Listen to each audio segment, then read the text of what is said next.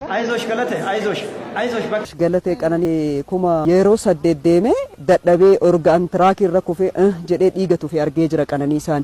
ነምኒ ሰን አርጌሞ አቺ በከሰኒት ደቀሞ ቀብጢ ሰን ኦዱ አርታርገቹፍ ደምቱሞ ነምኒ ቶኮ መሰናካንኒ ሲትታኒቲ harkuman gadi kufte kufitu ቀነኒ ሳፍ ፉዳታሙፍ ጢቆ ሲረክሳቱር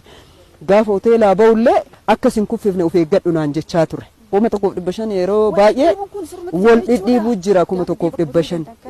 kuma tokko dhibbashan irratti wal dhidhiibuun jira 800 irratti wal dhidhiibuun jira maaliif laayinii jalqabaa kana qabachuudhaaf isaafillee deemu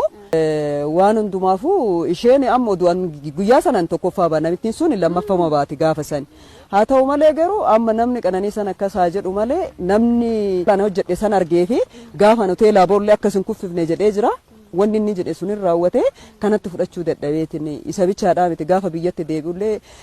xaqilaa ministeeriin dura Mallas Zeenaayini gaafa ni biyyatti deebi'u dhaabbatanii dhufanii nasimatanii gaafa nasimatanii jagnaa yorqaal jagnaa innasal gaafa biraatti deebitee immoo akka biyya keenyaaf warqii fiddeetti ninkaa jedheetiin bakka baay'ee na wonna jedheetiin na deeggaraa ጊዜ አላት የመሮጫ የመውለጃ ጊዜዋን እንኳን አጣለች ገለቴ ከ2010 ጀምሮ በፍርድ ቤት ስትንከራተት ሌላ እንኳን የፍቅር ጓደኛ ይዛ ልጅ እንኳን ለመውለድ